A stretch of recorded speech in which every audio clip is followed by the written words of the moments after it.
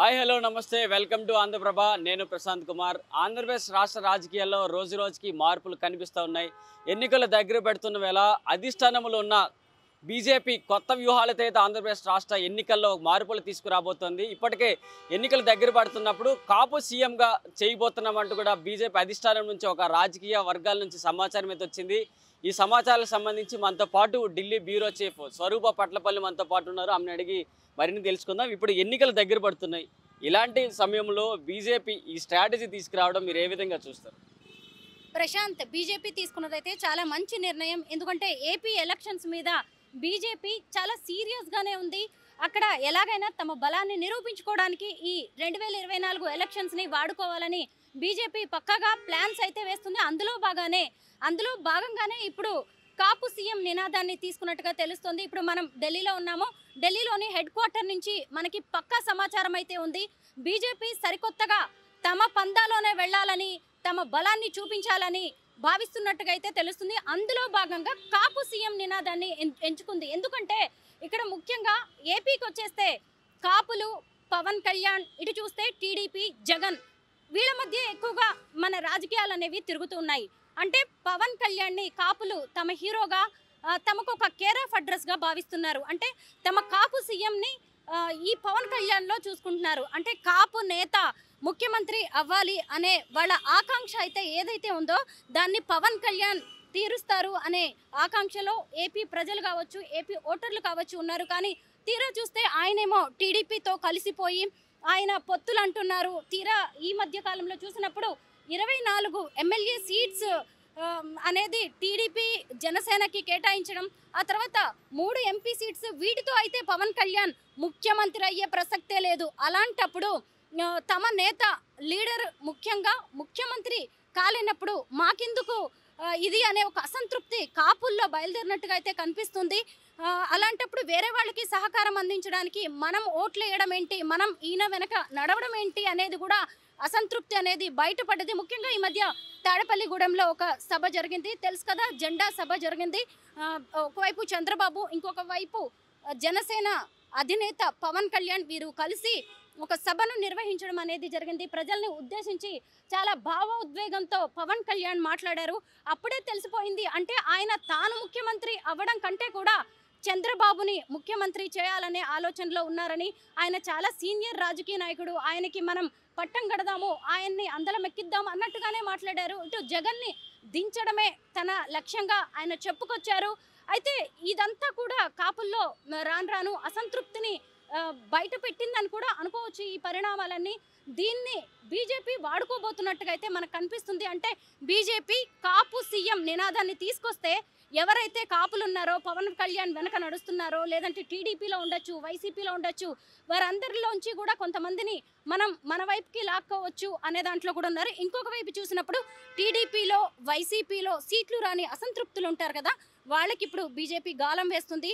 అంటే తమ అభ్యర్థులనే సొంతంగా బరిలోకి దింపి తమ బలాన్ని నిరూపించుకోవాలనే దాంట్లో కూడా బీజేపీ ఉన్నట్టుగా ఉంది. అంటే ఇక్కడ ఢిల్లీకి చెందిన హైకమాండ్ బీజేపీ నేతలు రేపు ఎల్లుండి జరిగే విజయవాడలో సభకు, మీటింగ్కి హాజరు కాబోతున్నారు. అక్కడ ఈ కాపు సీఎం మీద వాళ్ళు ఒక సీరియస్ నిర్ణయం అయితే తీసుకోబోతున్నారు. ప్రశాంత్, ఇప్పుడు ఎన్నికల గురించి వెళ్లే ముందు ఇప్పుడు టీడీపీ, జనసేన 2 పార్టీలతో కూడా బీజేపీ ఉన్నట్లుగా కూడా సమాచారం అయితే వచ్చింది. కానీ ఇంత సడన్గా ఈ కాపు సీఎం తీసుకురావడం, ఈ స్ట్రాటజీ అంటే ఇప్పటి వరకు ఈ రాజకీయాల్లో ముఖ్యమంత్రి పీఠాలు అందించడంలో టీడీపీ నుంచి కమ్మవారు ముఖ్యంగా, అలాగే వైఎస్ఆర్సీపీ నుంచి రెడ్లి సామాజిక వర్గానికి సంబంధించి ఇప్పుడు ఈ బీజేపీ ఈ ఫార్ములా తీసుకురావడం ఏ విధంగా ఎన్నికలను చూడొచ్చు అంటారు?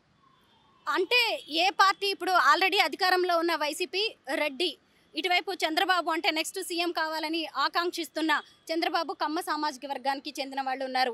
అయితే ఇప్పుడు అంతా రాజకీయం అంతా ఏపీలో కులాల చుట్టూ తిరుగుతుంది కాబట్టి కాపులు తమ లీడర్ కూడా ముఖ్యమంత్రి కావాలని కోరుకుంటున్నారు. అందులో భాగంగానే ఈ ఈక్వేషన్ అనేది బయటకు వచ్చింది. ముఖ్యంగా ఏంటంటే, నువ్వు పొత్తులకి సంబంధించి అడిగావు కదా, ఎక్కడా పొత్తులకి సంబంధించి బీజేపీ ఇంతవరకు ఒక క్లియర్ అనౌన్స్మెంట్ అనేది చేయనే లేదు. రేపు వస్తున్నారు, ఎల్లుండి వస్తున్నారు, చంద్రబాబు వస్తున్నారు, పవన్ కళ్యాణ్ కలిసి వస్తున్నారు, పొత్తు ఫైనల్ కాబోతుంది, సీట్లు ఫైనల్ కాబోతున్నాయి, ఇంకొక వైపు చూస్తే ఎన్డీఏలో చేరబోతున్నారు. ఇలాంటివన్నీ ఫీలర్స్ బయటకు వస్తున్నాయే తప్ప ఎంతకీ మనం ఏపీ నుంచి ఇవి రావడమే తప్ప ఢిల్లీ హెడ్ క్వార్టర్స్ నుంచి కానీ బీజేపీ నుంచి కానీ బీజేపీ హైకమాండ్ నుంచి కానీ ఇంతవరకు ఎలాంటి సమాచారం బయటికి రాలేదు. బట్ ఇవాళ మాత్రం మనకి పక్కా సమాచారం అందింది. బీజేపీ సొంతంగా అంటే సరే కలిసి వెళ్ళినా సరే కాపు నినాదంతో కాపు సీఎంతో ముందుకు వెళ్ళబోతుంది అనేది ఖచ్చితంగా ఉన్న సమాచారం. ఇప్పుడు రీసెంట్గా జరిగిన తెలంగాణ అసెంబ్లీ ఎన్నికలప్పుడు బీసీ నినాదంతో వచ్చారు, కానీ అక్కడ ముఖ్యమంత్రి పీఠం సాధించుకోలేకపోయారు, కానీ ఓటు శాతంతో ఎమ్మెల్యేలు గెలుచుకున్నారు. మరి అలాంటి ఫార్ములాతో ఆంధ్రాలో వస్తే బీజేపీ ఇప్పుడు వరకు నామమాత్రంగా ఉంది, ఇప్పుడు ఏమైనా దూకుడు పెంచే అవకాశాలు కనిపిస్తాయి? ఖచ్చితంగా, ఎందుకంటే తెలంగాణలో కూడా బీసీ సీఎం అనే నినాదంతో ముందుకు వెళ్ళారు. అక్కడ కూడా కొంత పవన్ కళ్యాణ్తో కలిసి పనిచేయడం అనేది జరిగింది. కాకపోతే బీజేపీతో కలిసి వెళ్ళినా కానీ తెలంగాణ అసెంబ్లీ ఎన్నికల్లో మాత్రం పెద్దగా ప్రభావం అయితే చూపించలేదు. పవన్ కళ్యాణ్ ఎఫెక్ట్ అనేది అక్కడ కనిపించలేదు.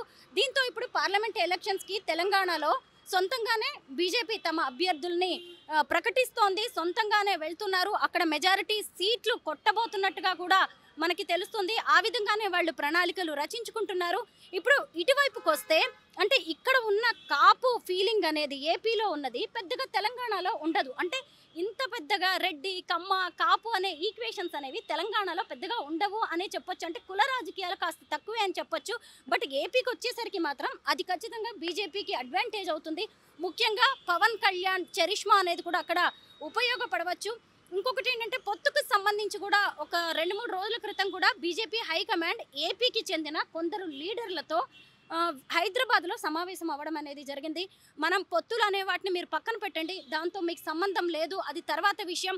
అసలు ముందు అభ్యర్థులు ఎవరు, మీరు మీ ప్రణాళికలు ఏంటి, మీ స్థాయిలో మీరు పని చేసుకుంటూ వెళ్ళండి అని బీజేపీ నేతలకి హైకమాండ్ అనేది రాష్ట్ర స్థాయి ఏపీ నేతలకి సూచనలు చేయడం అనేది జరిగింది. ఆ తర్వాతే ఈ 1-2 రోజుల్లోనే ఈ పక్కా ఇన్ఫర్మేషన్ అనేది బయటకు వచ్చింది. బీజేపీ అంటే ఏదో ఒక క్యాస్ట్ని పెట్టుకుని అయితే బయటకు వెళ్లాల్సిన పరిస్థితి. మనం ఏపీలో చూస్తే పెద్దగా బీజేపీకి ఆ కులం ఈ కులం అనేది ఏమీ లేదు, అందరూ ఉన్నారు వారిలో. అయితే ఇప్పుడు బీజేపీకి కావాల్సిన ఈ కాపు సీఎం ఎవరు, ఆ ముఖం ఎవరు అనేది చాలా ఇంట్రెస్టింగ్గా ఉంది. అవును కదా, కాపు సీఎం అనగానే ఒక రకమైన ఇంట్రెస్ట్ అనేది అయితే ఇప్పటికే బయలుదేరిపోయింది. కొన్ని గంటల్లోనే ఈ ఇంట్రెస్టింగ్ న్యూస్ బయటకు వచ్చిన తర్వాత దీని మీద చాలా చర్చ జరుగుతుంది. అయితే కాపు సీఎం ఎవరు, ఆ ముఖం ఎవరై ఉంటుంది? ఇన్నాళ్ళు కాపులు తమ ప్రతినిధిగా పవన్ కళ్యాణ్ని చూశారు, ఆయనేమో టీడీపీతో కలిసి వెళ్తున్నారు. కాబట్టి ఇప్పుడు మరి బీజేపీ ఎవరిని తీసుకురాబోతుంది అన్నప్పుడు ఫస్ట్ వినిపిస్తున్న పేరైతే ముద్రగడ పద్మనాభం గారు. కాపుల రిజర్వేషన్ గురించి కాపు ఉద్యమం చేశారు 1989 నుంచి 94 వరకు. ఆయన దానికి సంబంధించి పెద్ద ఉద్యమమే చేశారు. ఆ తర్వాత 2014 ఎన్నికల సమయంలో కూడా ఆ టైంలో కూడా కాపులకి రిజర్వేషన్కి సంబంధించి టీడీపీ అమలు చేయట్లేదు ఇచ్చిన హామీని అని చెప్పేసి ఆయన అప్పటి నుంచి వారితో దూరంగా ఉంటున్నారు. సో ముద్రగడ ఇంకా తన స్టాండ్ అనేది ఏంటి అనేది కూడా ఇంకా తెలియలేదు. అలా ఇంకొంతమంది లీడర్స్ కూడా ఉన్నారు. మాజీ అధ్యక్షుడు ఉన్నారు, బీజేపీ రాష్ట్ర మాజీ అధ్యక్షుడు సోమ్ వీర్రాజు లాంటి వాళ్ళు ఉన్నారు. ఇంకా సీనియర్ నేతలు చాలామంది ఉన్నారు.